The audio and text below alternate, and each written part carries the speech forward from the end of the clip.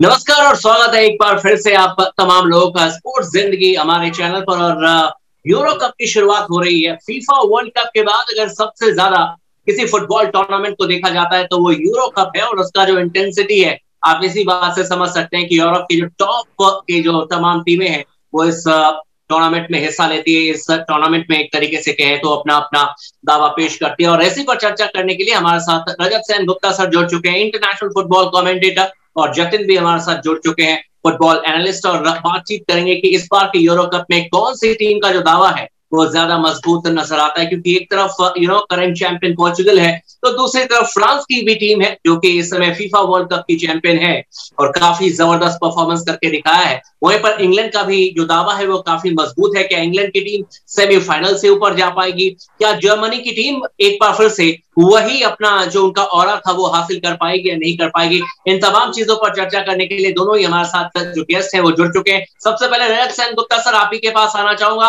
आपकी favourite team कौन सी है इस यूरो कप में सर? क्योंकि टीमें तो कमाल की हैं 24, लेकिन आप किस टीम पर अपना दाव लगा रहे हैं सर इस बार? मुझे तो लगता है कि इंग्लैंड की टीम बिल्कुल तैयारी में है और उसके जितने भी खिलाड़ी हैं वो सभी इंग्लिश प्रीमियर लीग में मंच करके आए हुए हैं। और इंग्लिश प्रीमियर लीग को खत्म हुए ज्यादा समय नहीं हुआ है और इसलिए उनकी जो कॉन्टिन्यूटी है वो बरकरार है। तो इस लिहाज से मैं समझता हूं कि ये एक तैयार टीम है, एक युवा टीम है और बिल्कुल अपने लक्ष्य की तरफ अग्रसर टीम है। क्योंकि ये सभी टीमें जो हैं अभी अभी इंग्लिश प्रीमियर लीग से बाहर आई हैं। तो इंग्लिश प्रीमियर लीग का जैसे कि हम लोग चर्चा ही करते रहे हैं अपने पिछले तमाम प्रोग्राम्स में कि इसका कंपटीशन और इसका जो फॉर्मेट है इतना जबरदस्त है कि आप इसकी तरफ से निगाह नहीं हटा सकते। इसलिए क्योंकि कंपटीशन में जो गर्मी है, उसमें जो ऊर्जा है, उसमें जो तेजी है, उसमें जो रफ्तार है, वो हर किसी को प्रभावित करता है। और अगर कोई आदमी फुटबॉल के खेल को नहीं भी जानता हो तो मैं समझता हूं कि इंस्टेंटली वो फैन बनने की कगार पे आ जाता है। तो मैं समझता हूं कि इंग्लैंड की टीम जो है बिल्कुल तैयार है। और सबसे बड़ी बात क्या है कि इसमें जितने भी खिलाड़ी चुने गए हैं, 26 खिलाड़ियों को चुना गया है, हालांकि 3 उनमें से तो गोलकीपर्स हैं, लेकिन बाकी के जो 23 खिलाड़ी हैं वो सब के सब युवा भी हैं और बिल्कुल अपनी पूरी तैयारी में है। और ये एक बहुत बड़ी बात है कि अगर तेज फुटबॉल खेलना है तो इसके लिए जरूरी है कि age should be on your side. और इस बिल्कुल लिहाज से बिल्कुल। अगर आप कहें कि फ्रांस जो है वैसे तो समकक्ष है, कहा जा सकता है इंग्लैंड के अभी फिलहाल इस मुकाबलों में, इन मुकाबलों में। लेकिन मुझे लगता है कि बेल्जियम, जर्मनी और स्पेन ये कुछ ही दिनों में ऐसे हालात में आ जाएंगे कि इनको नए खिलाड़ियों की जरूरत पड़ेगी।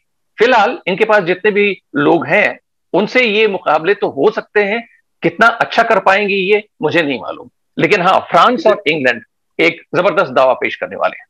बिल्कुल सही कहा। और देखना दिलचस्प होगा कि क्या इंग्लैंड की जो टीम है लगातार सेमीफाइनल या फिर क्वार्टर फाइनल तक तो पहुंचती है।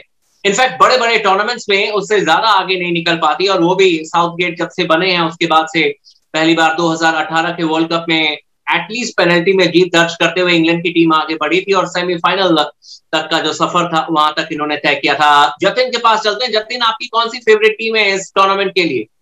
मेरी पर्सनल फेवरेट तो कोई नहीं है। मैं तो बस ऐसे फैन देखूंगा कि जो भी जीते जीते, जो हारे हारे, वो फर्क नहीं पड़ता बेसिकली। हाँ हाँ। और मुझे जो लगता है कि सबसे स्ट्रांग टीम है वो फ्रांस ही है। रीजन बिंग कि जी। अगर ग्रीजमान अब अच्छे प्लेयर नहीं है बट उन्होंने उनको रिप्लेस भी बेंजेमा से किया है, जो कि डिडिer डेशॉम्स ने बहुत समय के बाद उनको लाया है। बेंजेमा की एक बात तो है, उनको चाहे वर्ल्ड का टॉप स्ट्राइकर नहीं बोलोगे जो लेवेंडोव्स्की है, कुछ किसी और को दे दोगे, बट वो किसी को भी किसी भी टाइम रिप्लेस कर सकते हैं। और जो उनकी स्ट्राइकिंग एबिलिटी है, वो किसी भी टीम में किसी भी जगह किसी भी टाइम खेल सकते हैं। तो मतलब वो दिखा लेता है आप क्या प्लेयर है क्या नहीं है। तो हैंस आई एम सेइंग कि अगर अनटिल अनलेस फ्रांस को फुल बैक्स में प्रॉब्लम नहीं आती तो आई डोंट थिंक सो कि बड़ा इश्यू होगा उनके लिए। पोर्चुगल के लिए प्रॉब्लम है कि अगर राइट। होनी चाहिए डिफेंस में, अदरवाइज तो प्रॉब्लम ठीक है बिल्कुल।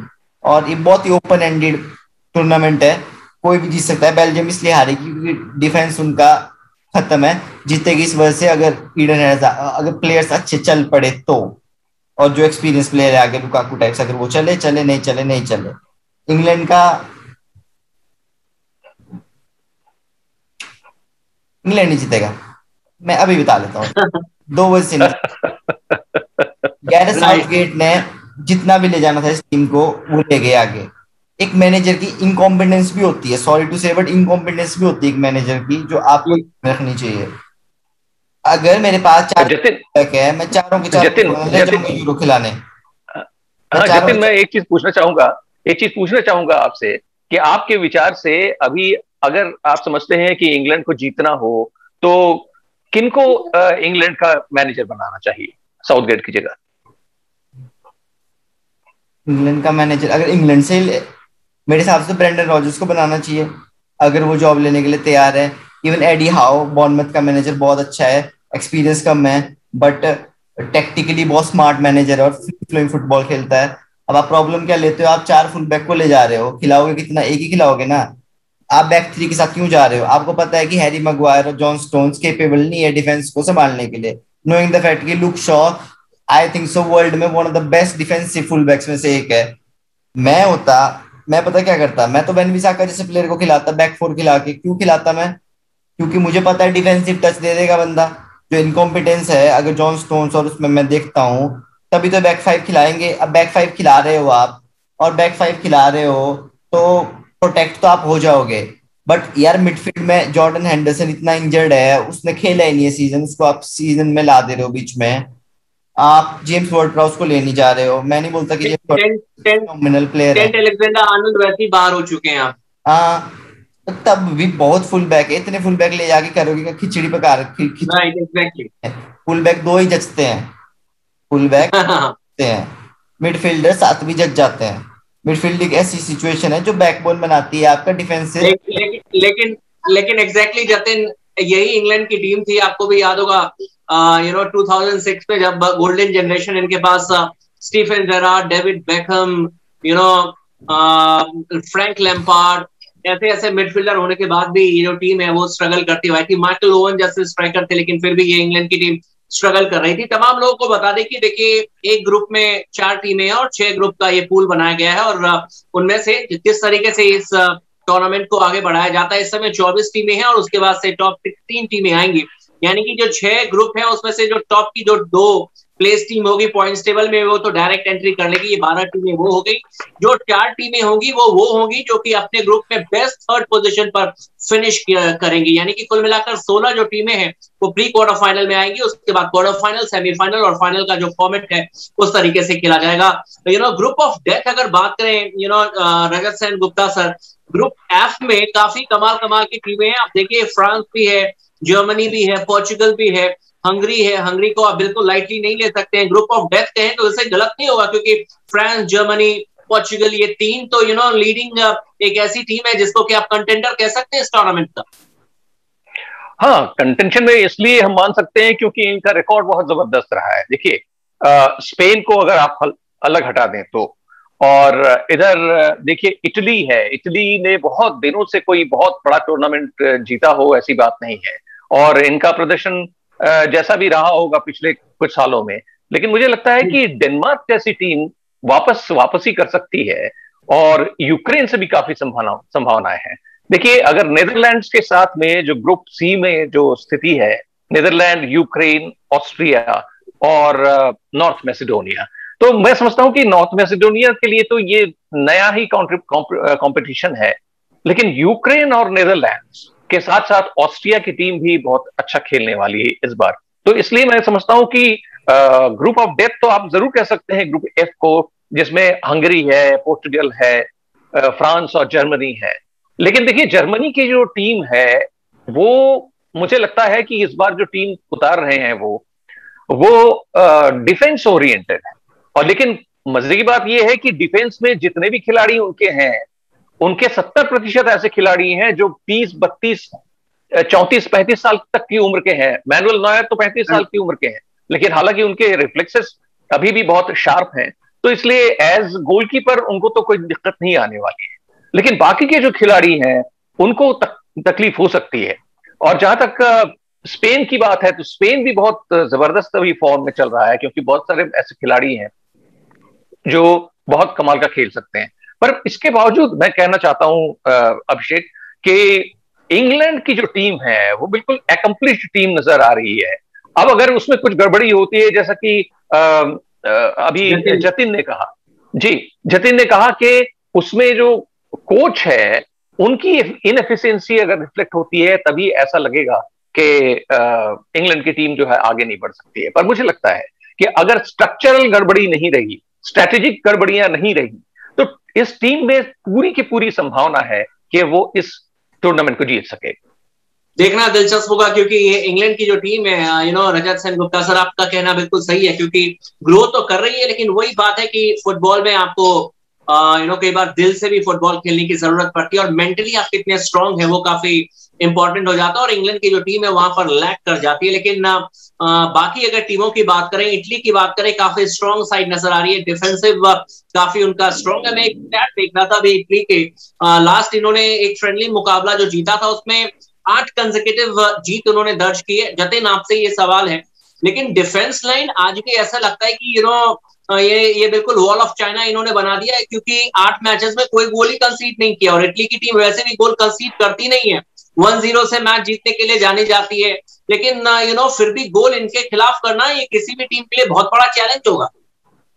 ये भी गोल कैसे करेंगे, ये भी बहुत बड़ा सवाल है ना। नहीं, ये तो जतिन खुश हो जाते हैं, ये तो खुश हो जाते हैं ना, इनके अगेंस्ट गोल नहीं करे। आप देखिए ना कि डिफेंस कर करके ग्रीस जो है वो चैंपियन बन गई यूरो कप की 2002 में। बिल्कुल सही कहा कि ये कैसे गोल करेंगे, ये भी बड़ा सवाल है। देखिए जतिन क्या बोलेंगे मुझे नहीं मालूम। जतिन, 1 सेकंड में लूंगा इससे पहले कि आप अपनी बात कहें। पहली बात तो ये है कि इटली का पूरा हिस्ट्री जो उसकी रही है वो डिफेंस पर आधारित रही है। इनके जैसे डिफेंसिव टीम कोई नहीं है, और डिफेंस इनका बड़ा स्ट्रांग भी रहा है।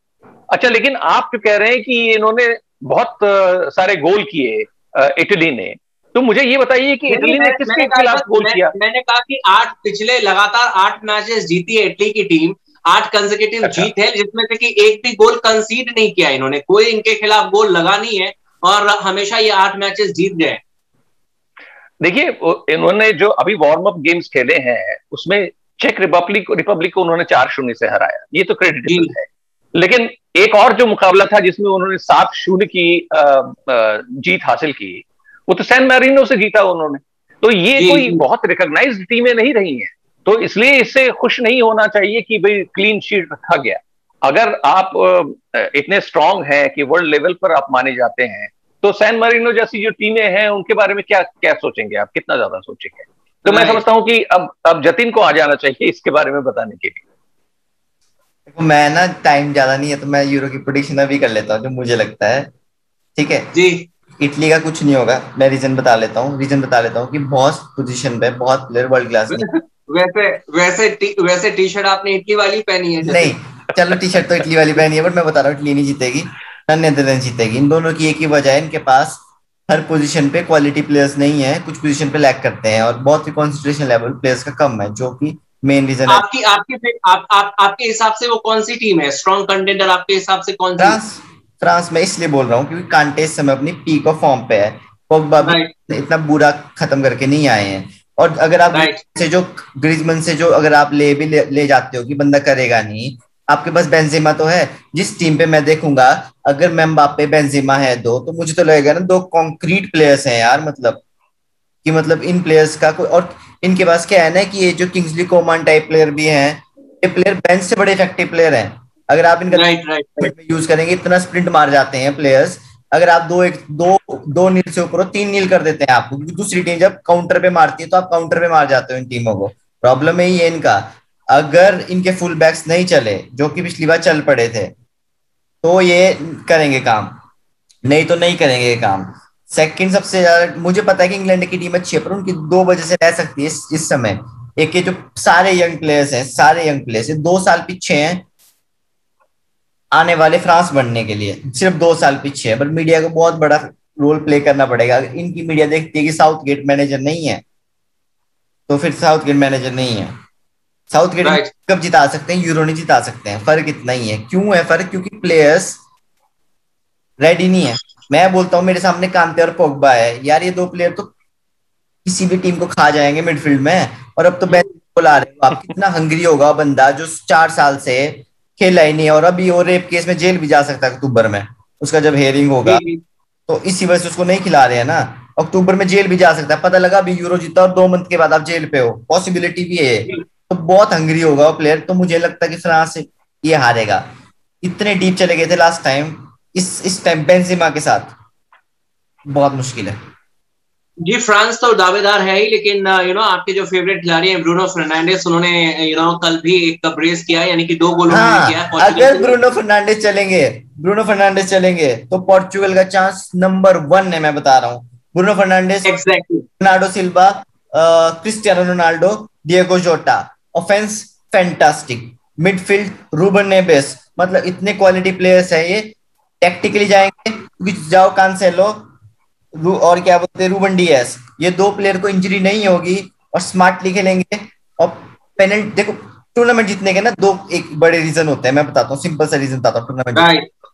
आप कभी भी आप एनालाइज करना क्वार्टर फाइनल्स के, प्री क्वार्टर फाइनल्स के बाद जो भी टीम पेनल्टी पे जाती है वो नेक्स्ट मैच क्यों हारती है, और वो नेक्स्ट मैच पे पेनल्टी पे जाती है। अगर 2 बैक टू बैक पेनल्टी लेते हो आप, तो आपकी पेनल्टी की जो वो टैक्टिक्स होती है ना वो निकल जाती है, सेकंड पेनल्टी आप हार जाते हो उसकी वजह से। एग्जांपल देता हूँ, नेदरलैंड्स 2014 वर्ल्ड कप में सेमीफाइनल पे हार गए, क्यों? क्वार्टर फाइनल्स पे पेनल्टी मार दी थी और टीम क्रूल को लिया नहीं, जब penalty king save, best penalty saver है मतलब गोलकीपिंग में।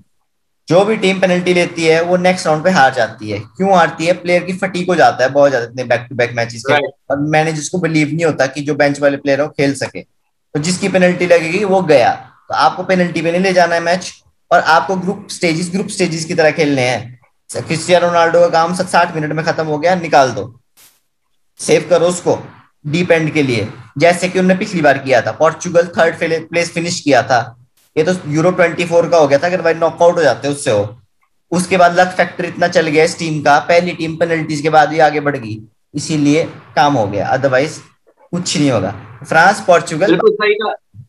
वैसे आखिरी कमेंट रजत सर आपसे लेना चाहूंगा। एक और टीम है जो कि अपना दावा पेश कर सकती है, वो है क्रोएशिया।